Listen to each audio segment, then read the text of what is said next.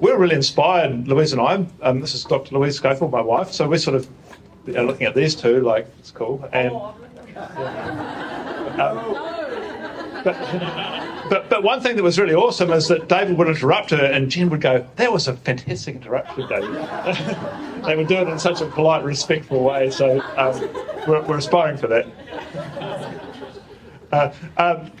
So Louise is someone who really gets things done and cares about health and has her whole life, and she's doing that through PREKURE, Prevention is Cure. She's going to tell a little about that. This is about health coaching and the coach approach and the future of that, and we've got a wonderful panel of these awesome coaches, so it's going to be a really interesting session. Over to you, Louise. Thank you, Grant, For that kind introduction. And I first met David, I think 5 years ago or so over on the Gold Coast. But I have to say, David, I was actually gutted that Jen didn't come, because I have had a secret crush on Jen.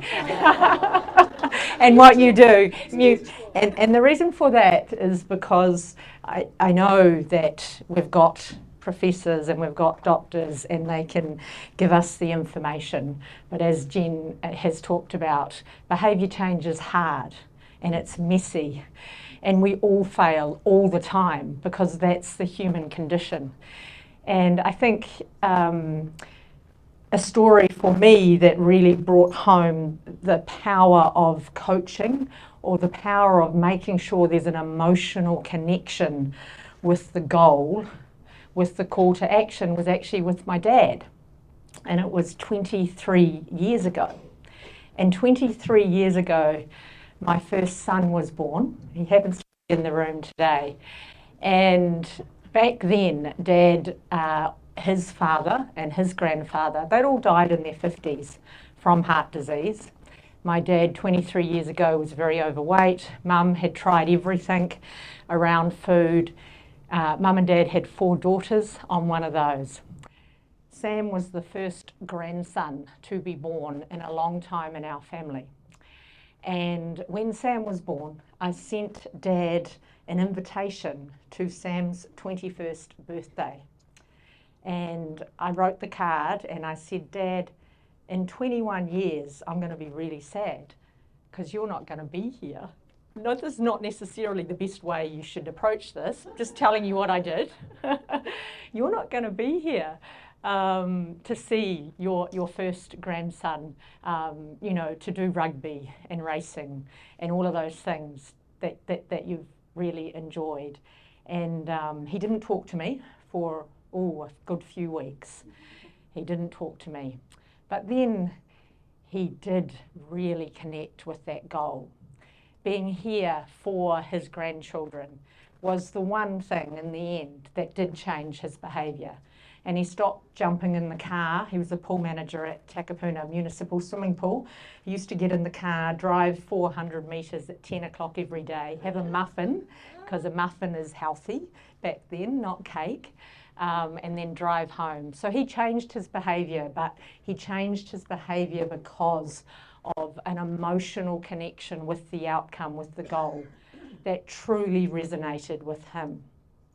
And that made all the difference. So the power of behaviour change, emotional connection is real. PREKURE started 5 years ago. PREKURE, as Grant said, prevention is cure. We're a social enterprise. What does that mean? It means that, number one, we're for purpose. We're not a charity.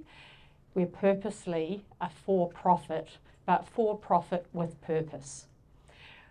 We want to be here for the long term. We've now trained, we just graduated yesterday, in fact, our 500th health coach. And we were delighted by that because we know that they are out across Aotearoa, New Zealand and Australia, making a difference. They're trained in nutritional science, lower carb approaches. They're trained in coaching, foundation and behaviour change. And we think that that's the key to transforming healthcare and extending the health span. Because the problem is both a supply and a demand problem. We've got a problem in a lack of supply of well-trained health professionals. in preventative lifestyle medicine, particularly in metabolic and also mental health. And that's something that we're hoping to fix. But it's also a demand problem. There is, as we know, this escalating chronic disease in the community. So it's a problem of both supply and demand. And we've talked about the over-medication. So we train everyday people. We train the Kaiawhina workforce. We partner with Pacifica organisations, with Māori health providers, and we train health professionals as well. We have 4 different study pathways, and we do have endorsement through the Health Coaches Association of Australia and New Zealand, the United Kingdom and International Health Coaches Association, as well as CPD with the Royal New Zealand College of GPs.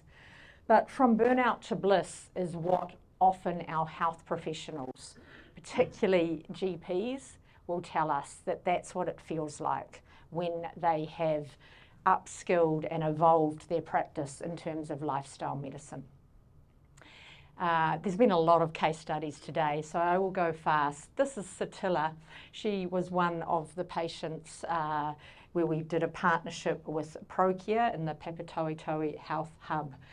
And Satilla is a beautiful Sri Lankan woman who, when we first started, and Jared was the health coach and closely involved with this, and we started that in quite a crowded waiting room in the Papatoetoe Health Hub. And Satilla, she listened to everything, and she couldn't understand how she could ever give up rice because it was so integral to her culture and to her food.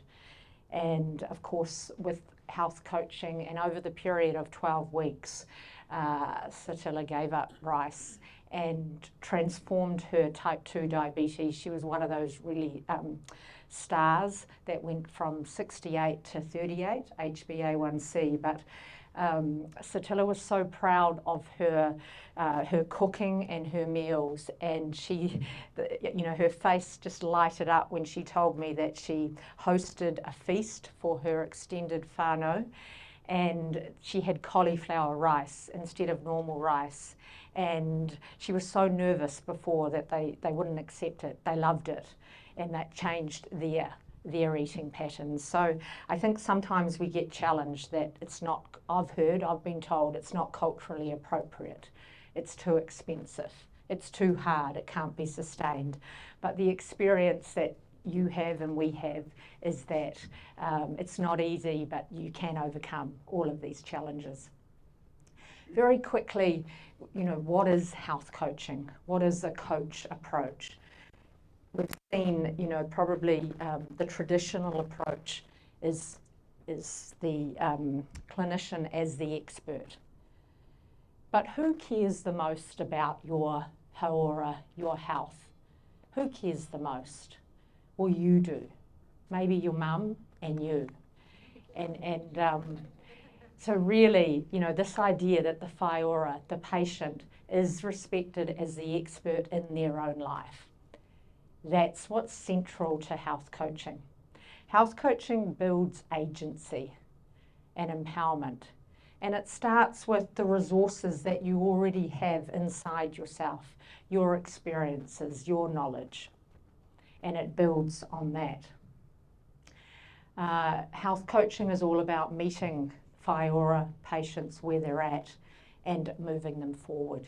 They're moving themselves forward. We won't go into detail here, but it begins with staying on the whaiora's agenda. We suspend judgment, easy to say, hard to do. Just for a moment, think about the last time that you were judged. How did it make you feel when you're judged? How does it make you feel?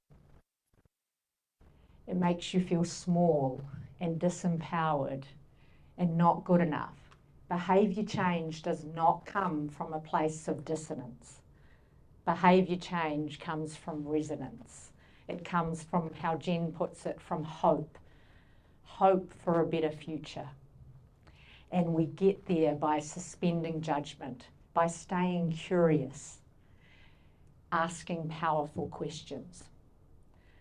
What does starting look like? What do you think would help?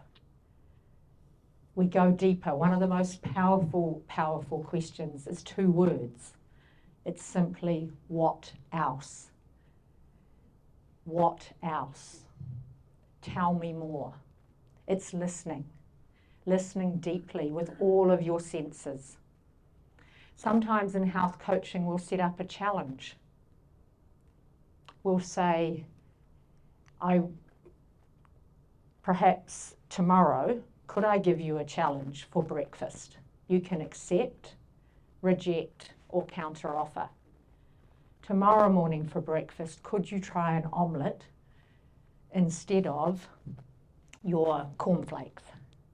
You accept, reject, or counter-offer.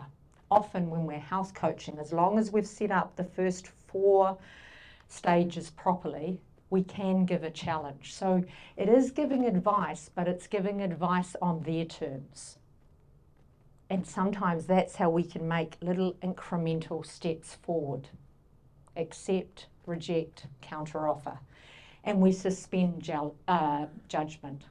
We always set up accountability, but we set up accountability in a way that empowers and builds agency. How would you like to be held accountable? And then, of course, we champion.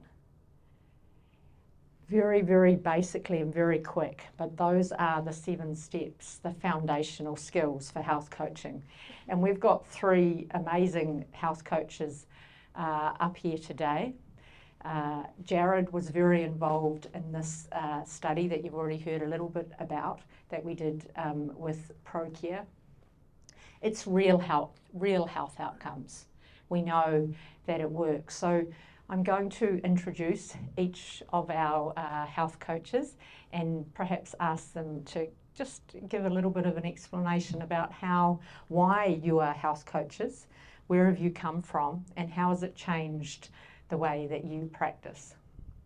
So Jared Cannons. Jared works at Turkey Healthcare. He's an amazing chef and cook. He showed me how to make the best peanut butter cookies in how many ingredients? 3 ingredients. They're amazing. He's also a PREKURE health coach and works with some of our Māori health providers during our training. But Jared, why are you a health coach? What's the difference that it's made? Why am I a health coach? If we go back to the beginning, it would be because of my ex-wife, I came back from working in construction for a very long time, and she said, you need to do something else, so would you want to go learn this? And it happened to be a PREKURE training. And then in the time of doing that, while I was still doing construction, I got an opportunity from Lily. So I'm really grateful for Lily, and Monica. You guys sort of actually opened those doorways for me. Lily was the one that got me into cooking. Got me into cooking at Turkey. So that was another opportunity, but I was still doing construction at the same time. And then it was another conversation where it was, you should just come and health coach and we'll get you all the training. And it was like, I've already done it. So next thing led into, when can you start? So I had to give notice where I was, and it was a total career change from a very different world. And I enjoy helping people. I love being around the whānau that I work with, and it's always it's pretty special when you get to see them change their life, live their be a better version of themselves, but you see the impact on their whānau as well. So so it's sort of been a journey, and it's an ongoing journey. Thank you, Jared. This is Sarah Ahern, a metabolic health coach. So she's done foundational health coach training and then some more advanced nutrition training. And Sarah's got an interesting story. Sarah, what were you doing before you were a health coach? Why did you become a health coach, and how's it working? Hi everyone, I'm Sarah. My story started, it's not actually from my own. I've been very fortunate not to have any health issues. I've pretty much been ignoring the dietary guidelines for 22 years. So I've been ketogenic, low carb and sugar-free pretty much, the last 20, nearly 44, so a long time.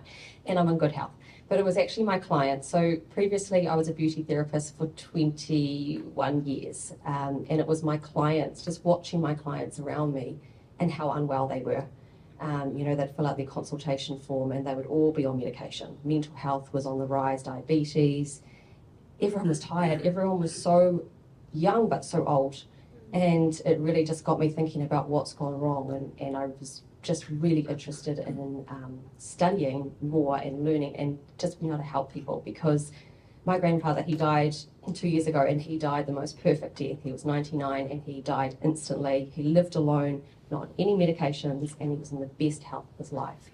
And I want to be like that, and I want to be like that, and I want my children to be like that too. So I want to be around for my family and stuff. So that's why I'm a health coach. And I've got my own business, and I'm just super passionate about reversing type 2 diabetes, pre-diabetes, and anybody who's metabolically unhealthy. So not necessarily just diabetes, anyone who's insulin resistant, which so many of us are. And we know that insulin resistance is at the core of almost every disease that there is. So if we can go back to the whole foods approach and help with that, then they're going to improve their health. So it's really rewarding, and I love my job, and it's not even a job. So thank you, Sarah. Well done. And this is Jala. Jala works with Dr. Glenn Davies and the team at Reversal NZ. And Jala, tell us what's your background and how did you get into health coaching? Sometimes I wonder how that happened, because my background is a radio newsreader, so it's so far from coaching or anything to do with health. But I had a business in supplement industry in Australia, which got me very interested in nutrition, and I also had a long history of being overweight, losing weight, gaining weight, losing weight, gaining weight. So I pretty much knew everything about every single diet in the world, and I'm like, man, this is really useful. This is really, really useful. And I'm a carbohydrate addict in denial, so I've got some work to do there. But it all just came together. So when I wanted to study nutrition, that's where I came, and I've loved it ever since. Thank you, Jala. So, Jared, we're going to go to you now and tell us some of the work you're doing is with our Māori and also our Pacifica communities. And how do you adapt your health coaching and your training in those communities, and what works and what doesn't? And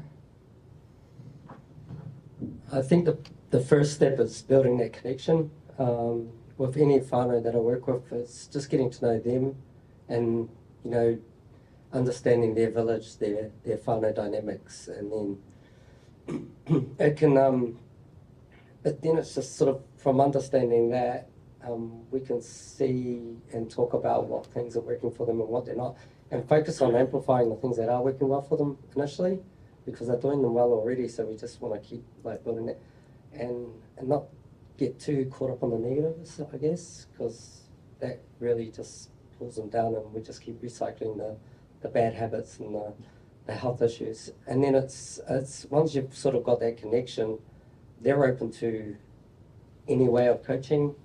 A lot of our Pacifica whānau, I find that they're more just tell me what to do. So that's quite hard to not always do that, just coach with them, but they just tell me, I'll do it. So sometimes it's connecting with their, with their faith as well. I find that's really important. So from that wider space, so we can work on all those kind of things before we actually really tap into Kai in that, and then it's sort of once they get a really good understanding and working with their leaders of their church groups, I found that really good, because it starts to have a more impact on not just their own whānau and just for themselves, but just their whole environment.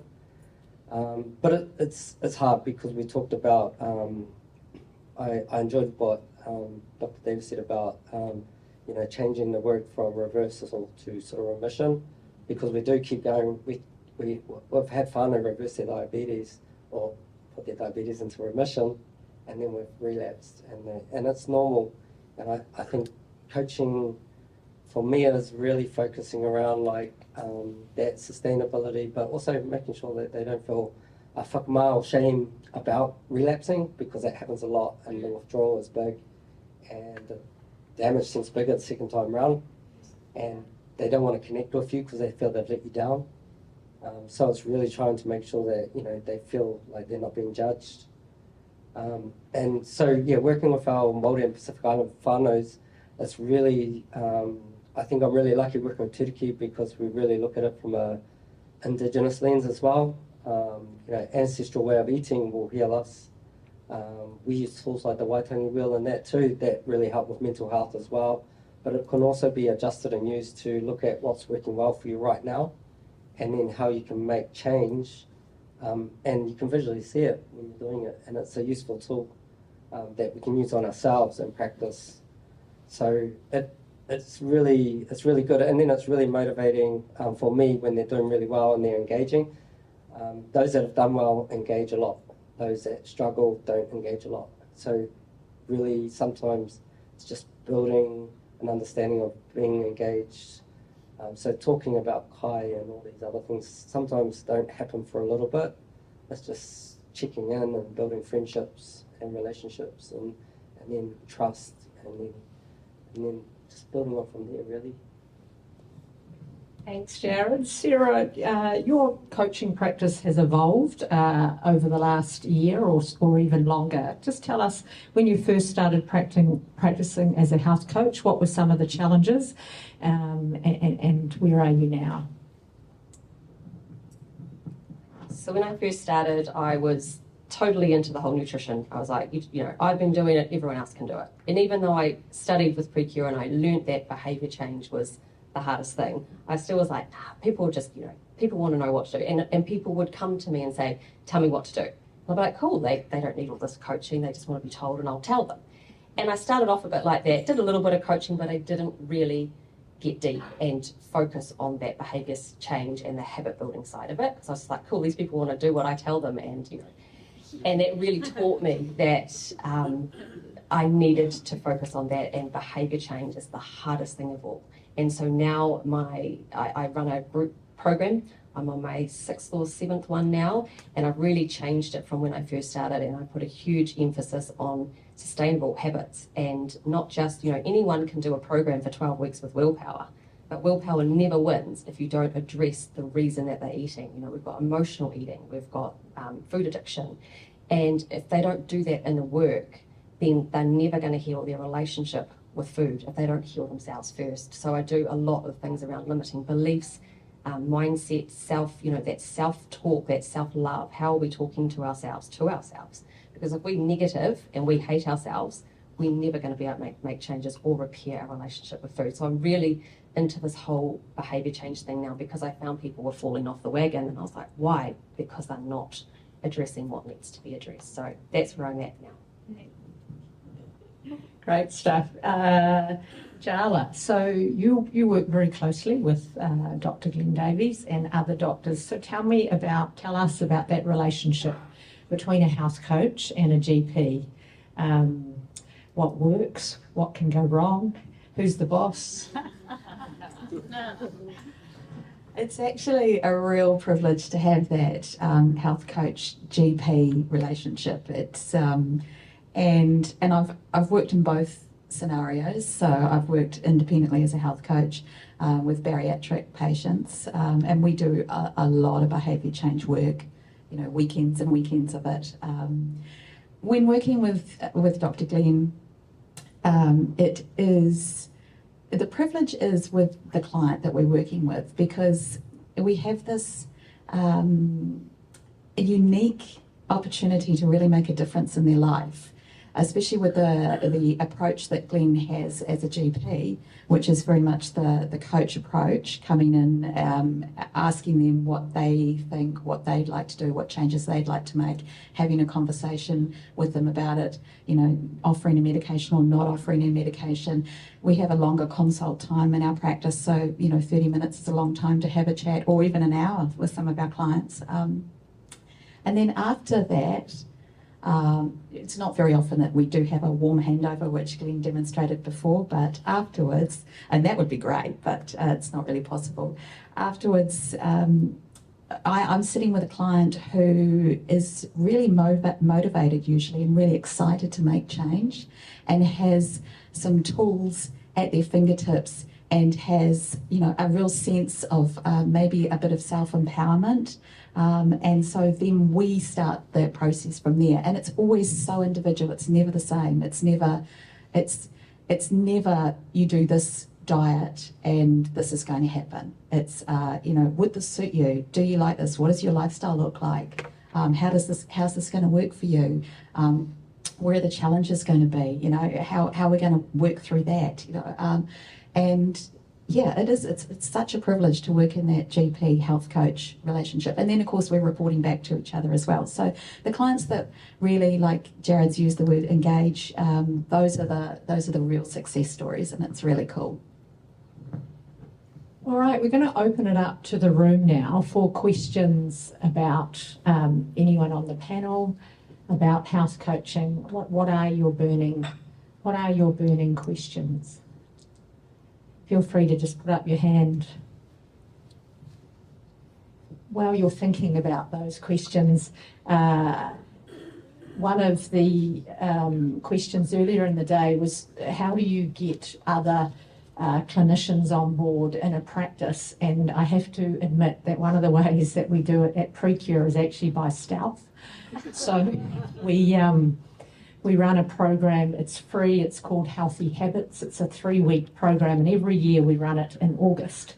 And it's named Healthy Habits, and it has 4 different eating programs that you can choose from. One of them is a vegetarian approach, one of them is the Mediterranean diet, one of them is low carb, and one of them is ketogenic. Now, actually, all 4 of those are all lower carb, but we put the I'm not kidding, we put the Mediterranean name on it, and it's suddenly completely okay. So that we have been into practices, that free program, it can be offered to Whaiora, to patients. So we find that is one way, because it's about proving the outcomes and the results. So that's always in August. Have a look out for that. We also know that mental health and mental fitness is a huge issue here in Aotearoa. We do a 3-week mental fitness program, and that starts in April. And again, that is free, and it's just another way to introduce lifestyle medicine and some of these concepts into your practices. Have we got any questions for our health coaching panel? Got one here from David. I have to be close to you. Yeah, but that's fine. Hello. Sometimes I have patients that come to me and they would be interested in coaching, but I worry because maybe they've just got divorced or somebody's just died, and I'm interested to know how you might handle, because that's a bit challenging, isn't it? I'm thinking, is now the best time for you to do this? So how would you handle that? Somebody who thinks maybe they're going to turn up, but you discover, well, you know, I just left my husband a week ago. Who wants to take that? Nobody. Nobody. We've had that in the past. Within Turkey, we have a lot of other services that we can interweave, so we can actually coach them into the support if they're grieving or going through those problems. So we don't have to. We can stay in our lane and make sure that we're there to support them and navigate that part of their life. And we have wānanga to support that and improve the hinenaro space, the emotion and the brain space, and then we can start working in what it might look like for us to start coaching them and support them in that way. And I find they often tell us what they want or what they need. We're not always ready to just take action. I'm going to kick ass. We're not always in that mood, and life gives us all sorts of those things. So they'll just generally tell us. Yeah. We're going to go here. Great. So the question is, what do we do when sometimes, and particularly a client might be paying for the service, so they're going to turn up and they're like, right, no, I'm paying you, you need to tell me what to do. That's your job. How do you deal with that? That's the question. Let's go to Sarah and then we'll... I guess the program that I run, there is guidelines because they all are trying to reverse something, so they do need to lower they do need carbohydrate reduction. So that is there, and they will be sort of guided in how to eat. But I also say that you'll need to. I just encourage them to do, the coaching, the one-on-ones that we have that I offer with them, just them and myself, to do their homework, like I do, worksheets and stuff, to do, limiting beliefs, all that kind of stuff. So I just sort of really encourage them to do that, because if they don't, I talk about willpower and that it's not going to win if you, all this kind of stuff. So they will get sort of guided how to eat, but they've also really got to embrace and be open to coaching and healing that part. Just straight up. I think it's one of the things we do as well is dive deeper. Often the client might come to you and say, I just want to lose 5 kilos. If only I lost 5 kilos, my life would be fantastic. So it's the power of wonderful coaching is just keeping going. And there might be some awkward silences, and holding that space and tell me more and keep the questioning going, because often they may think they want to lose 5 kilos, but there's something else going on deeper. And that's the power of coaching. It's actually bringing clarity into what you're thinking. So I think it's a confidence thing. I find with the 500 health coaches we've trained, when they first graduate, they're very nervous about that. That's really, and in their head, the coach is thinking, oh, I've got to give value. I've got to give value. I've got to have all the answers. Yeah, another thing, when you are just becoming a health coach, it's actually easier to tell them what to do. Yeah. So you actually spend a lot of time trying to unlearn that yourself. Yeah. So as we learn to do it, we sort of try and educate whānau that we work with that we're not here to coach the problem, like we're there to help them figure that out. So telling them and giving them answers doesn't fix the problem. So there's time in that, and having that honest conversation and digging deeper, sort of underlying. Great. Love that. Coach the person, not the problem. One of my proudest moments as a coach, is this okay, David? Oh, no. Was when one of my clients, David, told me that I'm the world's worst health coach. And I was so proud because She never told me what to do. I never told him what to do. He said, I had to figure it out myself. It's true, isn't it? Yeah. Absolutely. Yeah. And when you figure it out yourself, you feel good, you build agency, you understand. Yeah, sorry. So the question is, there are health coaches in private practice who are not in the GP clinic, and so how do they deal with medications? How do they ensure that the GP or the primary care team are involved? So Sarah. I have a letter that I send to the GP if they're on medications, to say what they will be doing over the course of the 12 weeks, and to keep an eye on the medications that they're on, because obviously, so I'd sort of say that there'll be some carbohydrate reduction, and then so the GP is on board and they keep an eye on everything, and it's done. I think my worry is the GPs don't know what they're worried about, like, Yeah. because they don't, like, I almost wonder I if you get- want to put that BMJ article in with your letter. Absolutely. This is how you do it. Yeah. I don't know. I mean, probably they're not going to read it. And but- PREKURE give me, I have a, Yeah, so Lily said for if anyone didn't, sometimes Lily's worried that the GPs don't know how to titrate down the medication or what to do. So perhaps with the letter, we'll put the BMJ article in. You're all pure health coaches. How do you think that compares with other members of the practice team learning some health coaching skills? So, for example, your MCAs and the nurses being able to integrate some health coaching skills into their practice compared with the role of a pure health coach? Great question. So Jared, Sarah and Jala all don't have health professional backgrounds. I'm pretty sure I'm right in that. So pure health coaches. So how do we, if you're a nurse in a primary care practice, for example, how can you incorporate the role of coaching? One quick answer would be Jen's GRIN model. So the GRIN model, which starts with goals, the emotional connection. What is the goal? Getting the Fiora into a place of resonance.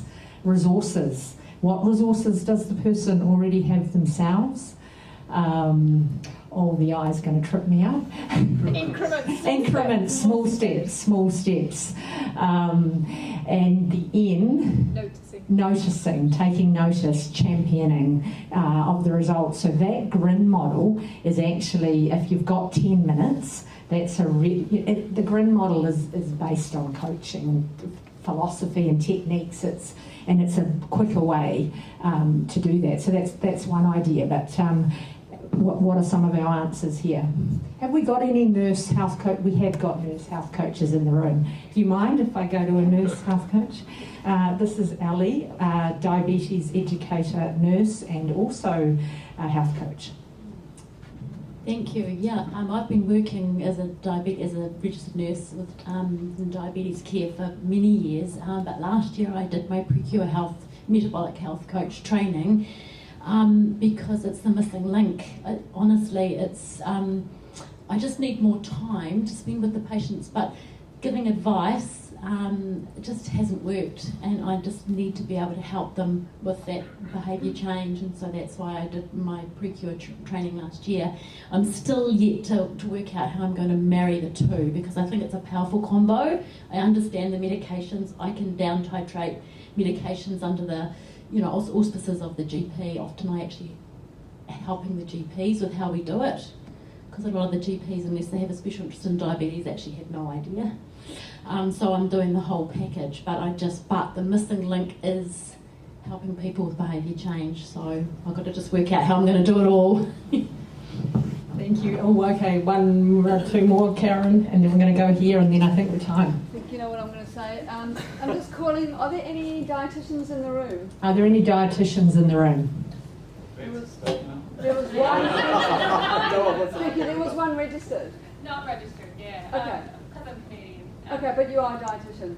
So being a lone registered dietitian, I just want to say that dietitians are currently part of the health system in primary care, but there's no one here, and we'll just leave that at that because we don't have time. But I wanted to ask you guys, how do you see, or do you see health coaches and dietitians working together, and what would they look like? Who wants to take it? Anyone? Yeah, here we go. I've had a few interesting discussions, and it is, I guess, it's just to put aside your ego and be open to understanding each other, and know that, I guess for a sort of an indigenous way of eating, if a dietitian come and said that was the wrong way of eating, how would that person feel? Because you've just taken their whole life of lifestyle eating and not listen. And I think the indigenous sort of approach or an ancestral lens of eating, which is whole food, right? Or pescatarian, or whatever way you want to look at it, it's the step to actually the healing process. And so if we can agree and look at ways of doing things together better. Yeah, I'd love to work with more dietitians. I think there's an opportunity there too. Yeah, so just being open to it, and be all good. Plus I teach cooking classes, so I know it stirs what I say, like sometimes as a jab, but you know, my whānau still get results that I work with, and they still do well, and they're still healing. But they're open to learning too. So if the dietitian's got stuff to bring it, and we'll use it. Thanks, Jared. Last question. Oh, I was just going to speak to nursing and health please do. coaching. Please do. I'm going to come and.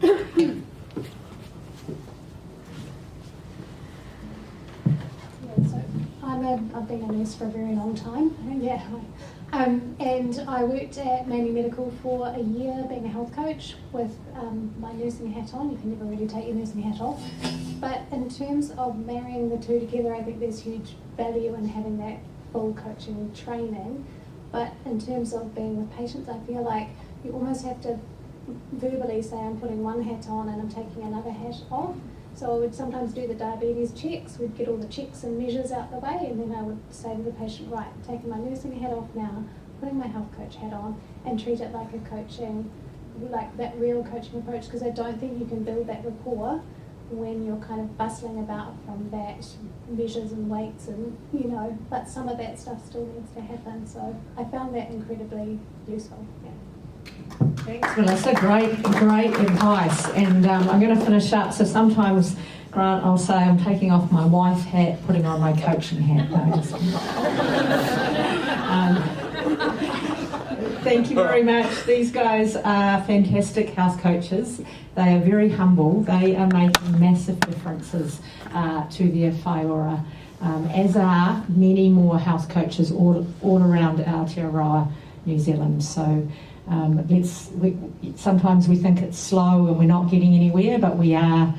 PREKURE started 5 years ago, and no one really knew no one had heard of a health coach, didn't know what it was, and so we're getting there. We're making a difference. So thank you.